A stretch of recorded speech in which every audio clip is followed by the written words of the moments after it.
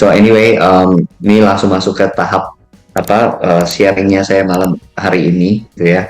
Mungkin mungkin saya akan mulai dengan pertanyaan kenapa sih startup itu gagal gitu ya. Banyak yang tutup gitu ya. Nomor satu itu adalah membuat sesuatu yang nggak ada orang nggak mau gitu ya.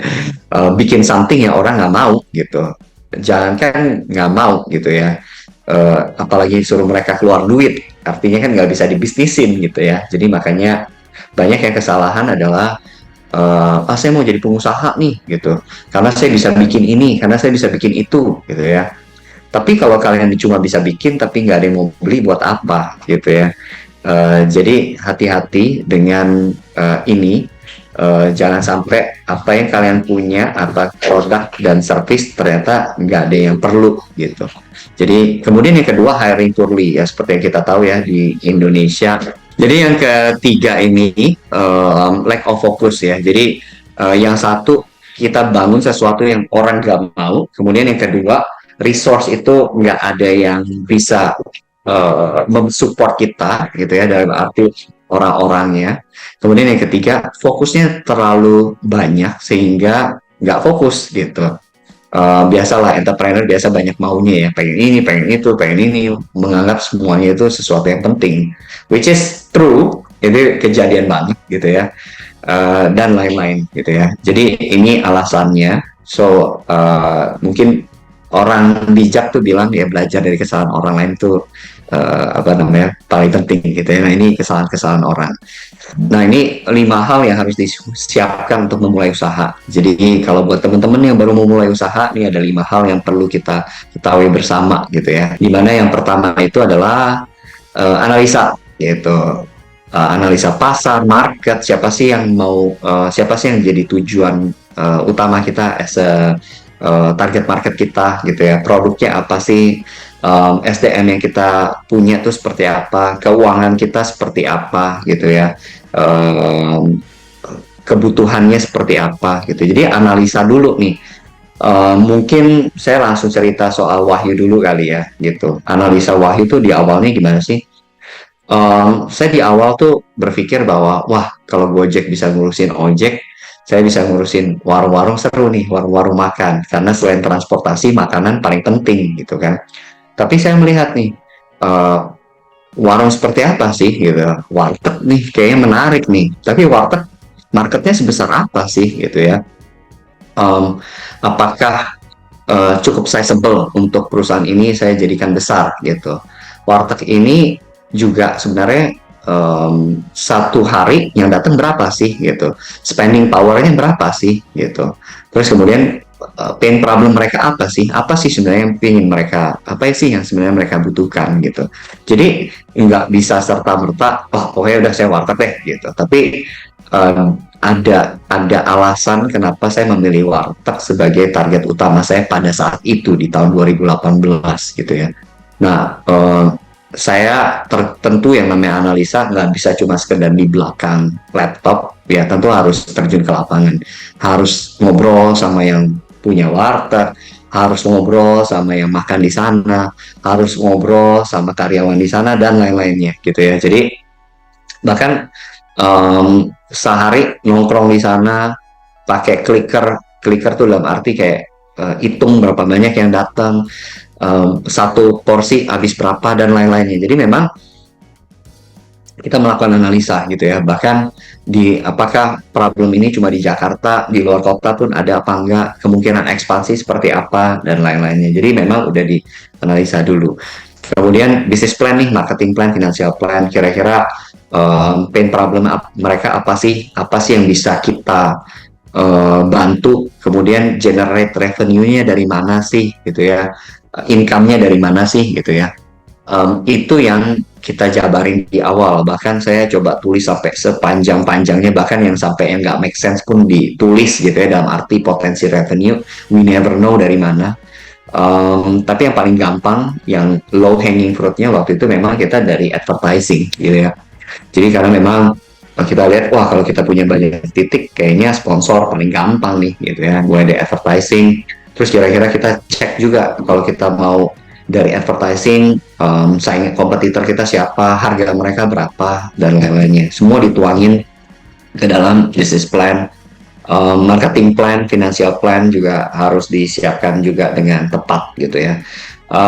Jadi kalau misalnya udah ada financial plan, baru kelihatan nih kira-kira modalnya berapa sih gitu ya, yang dibutuhkan. Kemudian source of modalnya dari mana nih? Apakah sendiri, apakah pinjem bank, apakah dari investor dan lain-lainnya. Jadi yang pasti ya memang harus punya modal usaha nih. Jadi jangan sampai um, udah dijalanin baru kebingungan dananya dari mana dan akhirnya layu sebelum berkembang gitu.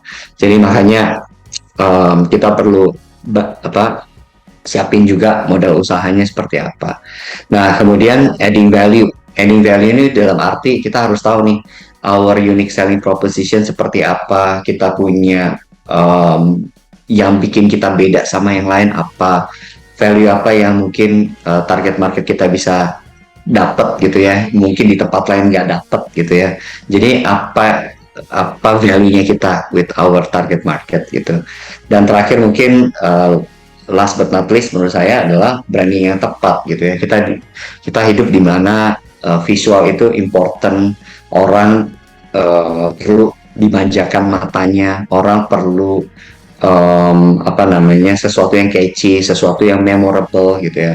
So branding nggak cuma sekedar visual lagi, tapi bagaimana memang bisa diterapkan dengan baik sehingga orang bisa recall dan persepsi tentang brand kalian bisa disampaikan dengan tepat gitu. 7 syarat menjadi pengusaha yang sukses. Wah, ini bukan berarti saya udah sukses ya gitu ya, tapi ini ada hasil dari bagaimana pengalaman dari beberapa network yang kita ada gitu.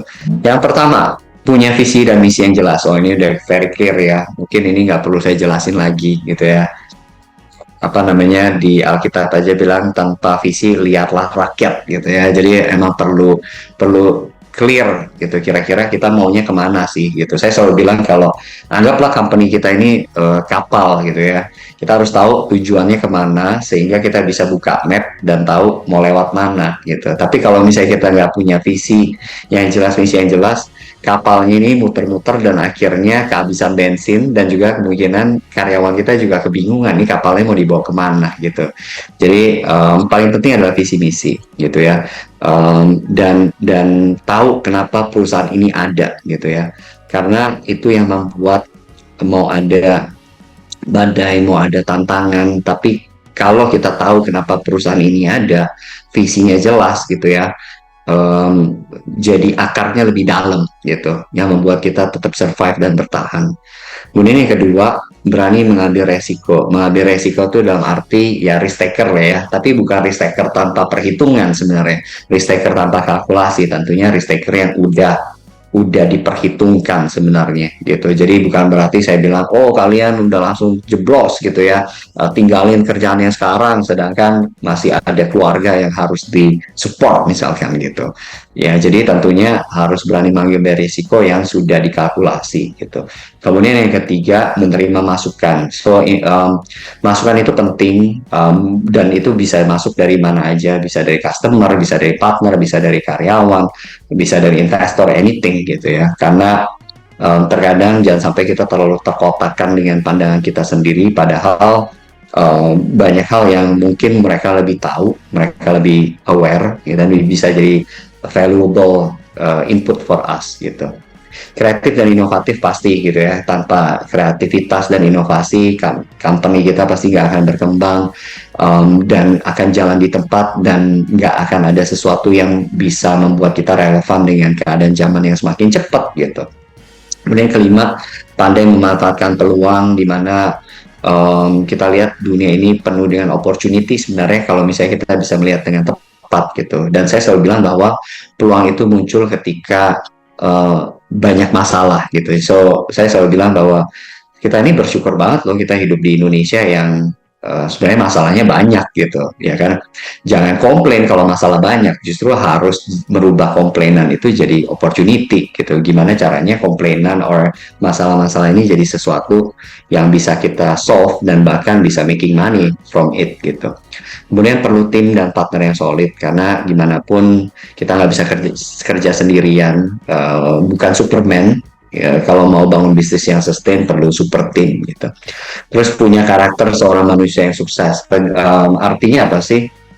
Um, Kadang kita cuma mikirin bisnis gitu ya, mikirin bisnisnya tapi lupa tentang bagaimana personality-nya juga harus penting gitu. Karakter manusia yang sukses ya harus punya karakter yang tepat, karakter yang benar gitu ya.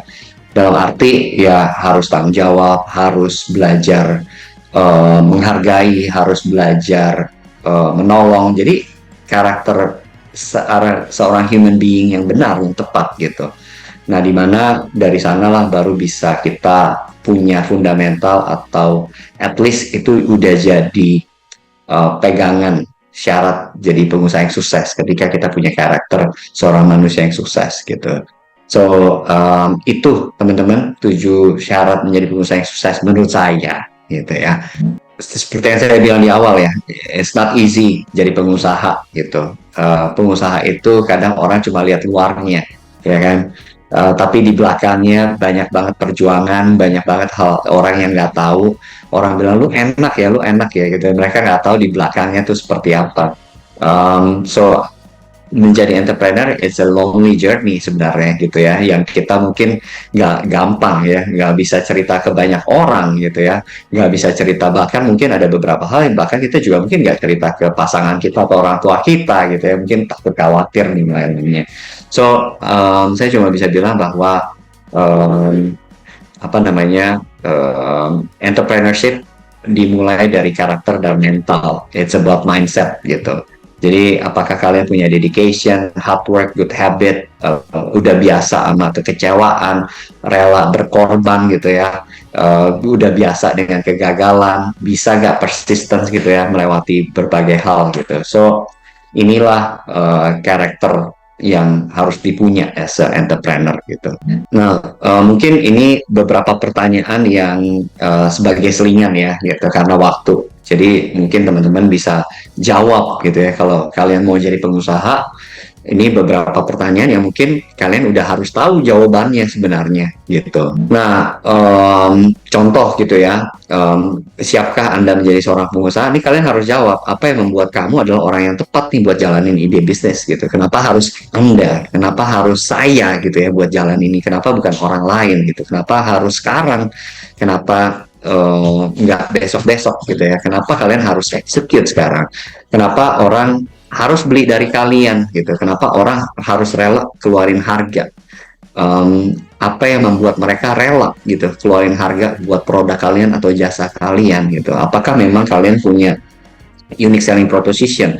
Apakah memang kalian punya sesuatu yang berbeda sampai orang rela untuk mengeluarkan sesuatu buat produk kalian gitu ya? Kenapa nggak beli dari kompetitor dan lain-lainnya gitu ya? Banyak nih teman-teman pertanyaannya gitu. Nah, kayak tadi saya bilang, apa yang buat kalian beda sih sama produk lain di pasaran? Banyak kok yang jual produk yang serupa, mungkin banyak mungkin yang jual jasa yang serupa gitu. Apa sih yang buat beda? Apa yang membuat mereka harus belanja ke kalian, ke website kalian atau ke ke ke toko kalian dibanding ke kompetitor kalian gitu? Apa alasannya gitu ya? Nah, kalaupun iya, kalian tahu nggak siapa sih kompetitor kalian? Kalian udah kenal seberapa jauh sama kompetitor kalian? Tahu nggak sih cara mereka jualan ya gimana? Tahu nggak sih harga mereka apa? Gimana sih cara mereka buat maintain customer mereka gitu? Sehingga apa yang membuat mereka ini tetap kompetitif? Udah berapa tahun mereka jadi kompetitor kalian, tapi mereka masih tetap bertahan dan bahkan berkembang gitu. Seberapa dalam kalian tahu tentang kompetitor gitu? Kalian udah cross check belum gitu ya? Kadang apa namanya taunya soal laporan-laporan gitu ya. Kalian orangnya sangat data driven nggak gitu ya? Apakah karena kita jadi pengusaha juga perlu terjun ke lapangan, perlu cross check, perlu data driven gitu ya. Nggak bisa cuma sekedar asumsi-asumsi ya, ada quotes yang bilang asumsi itu membunuh gitu ya, karena apa, karena belum tentu di lapangannya seperti itu gitu ya. Terus bagaimana cara tahu kalau misalnya memang apa namanya, tahu orang butuh kalian, butuh produk kalian apa enggak sih gitu, apa cuma sekedar berandai-andai oke mereka butuh deh gitu ya. Terus gimana caranya tahu tentang produk kalian gitu. Terus it's about marketing, berapa sih budget yang diperluin, terus cara dapetin budget buat marketing tuh gimana sih gitu ya, dananya dari mana gitu. Nah kira-kira strategi apa sih ketika kalian punya produk atau jasa yang buat mereka pengen coba pertama kali gitu ya? Ada strateginya nggak sih buat mereka jadi first usernya kalian gitu? Terus strategi apa sih yang buat mereka apa namanya mau coba lagi setelah mereka udah coba pertama kali? Udah kepikiran belum sih cara iklan di sosial medianya seperti apa? Terus cara nemuin target audience yang tepat siapa? Seperti apa dan target audiensnya siapa sih gitu. Next, gimana sih cara rekrut orang yang tepat? Gimana sih cara interview? Nah ini sesuai banget nih dengan Kevlin ya. Makanya saya bilang bahwa ini jadi sebenarnya jadi pertanyaan gitu. Ketika kita bangun usaha, tahu gak sih cara dapetin orang yang tepat gimana? Interview mereka gimana sih gitu. Jadi jangan sampai karyawan kita malah duri dalam daging gitu ya. Terus gimana sih cara memastikan mereka ini udah melakukan yang terbaik, udah overachieve gitu ya. Gimana caranya mereka udah do the best lah istilahnya. Ada sistem nggak nih? Gimana sih caranya mengukur bahwa kita punya tim ini udah melakukan yang terbaik gitu. Terus kemudian udah ada struktur belum sih dalam organisasi, career path dan lain-lainnya gitu. Jadi ini juga jadi sebuah pertanyaan sebenarnya gitu sebelum memang kalian bangun perusahaan gitu. Next. Nah, kira-kira sekarang tentang modal, kira-kira berapa banyak modal yang diperluin, cara dapetin modalnya gimana, cara dapetin investornya gimana, kapan buat janjiin investor untuk balik modal, kapan bisa mulai profit, terus kemudian ketika rekrut gimana sih caranya apa namanya dari awal udah dapetin orang-orang terbaik yang mungkin di luar mereka gajinya tinggi tapi mereka mau kerja di tempat kita, terus gimana sih caranya tim ini bikin orang nyaman dan punya value yang tepat, culture yang enak gitu ya. Apakah kalian bisa kerja keras ya kan, karena pengusaha itu kerja gitu ya. Apakah kalian bisa ngatur keuangan dengan baik, apakah kalian rela di saat yang lain pada jalan-jalan kalian masih tetap bangun usaha, kalian berani bayar harga kak gitu ya. Mungkin semakin apa kalau pas lagi bangun mungkin jarang ketemu keluarga gitu ya. Pas pulang mungkin anak-anak mungkin udah tidur gitu ya. Jadi kalian berani keluar harga gak gitu ya. Terus kemudian tidur berani kurang nggak gitu ya pada saat kalian bangun usaha. Terus kemudian kalian bisa konsisten nggak gitu. Walaupun di awal mungkin belum ada hasilnya, mungkin juga income masih sedikit gitu ya. Atau jangan-jangan langsung nyerah nih karena merasa saya nggak bisa deh gitu kalau apa namanya kalau income masih segini terus dan lain-lainnya gitu ya. Nah terakhir kalian bisa gak nih nanganin emosi gitu ya, yang pasti emosinya up and down roller coaster ride gitu ya. Kadang PHP gitu, di PHP-in gitu ya, terus kadang apa merasa ada jalan keluar, merasa bakal ada sesuatu besar terjadi tapi ternyata nggak terjadi, kemudian bisa gak sih dikecewain dan lain-lainnya. Jadi bisa oke gak dengan penolakan gitu ya, terus kemudian bisa gak ditolak berkali-kali apalagi jualan produk gitu ya. Apalagi juga pitching ke investor gitu ya. Kalian bisa gak tetap do the best walaupun sendirian, walaupun nggak ada yang percaya sama kalian gitu ya. Kayak yang punya mimpi itu cuma kalian doang. Bisa gak gitu ya tetap do the best gitu ya. Kemudian bisa gak handle stress, panik, worry ketika jalanin bisnis. Jadi buat saya ini entrepreneurship is about apa mentality juga gitu. Jadi teman-teman juga harus tahu gitu ya, nggak cuma sekedar bangun-bangun punya produk terus jual and that's it gitu, tapi gimana memang perjalanan proses entrepreneurship ini yang sebenarnya kalian harus siap gitu. Nah mungkin terakhir kali ya, saya tutup dengan quotes gitu. Jadi kalau menurut saya bangun bisnis itu jangan cuma um, startnya mikirin duitnya, tapi gimana caranya bangun bisnis itu lewat gimana bisa bantu orangnya, gimana kita bisa bikin perubahan, gimana caranya kita bisa membantu orang menyelesaikan masalah mereka gitu. Jadi dari sana don't worry, pasti business will follow gitu ya.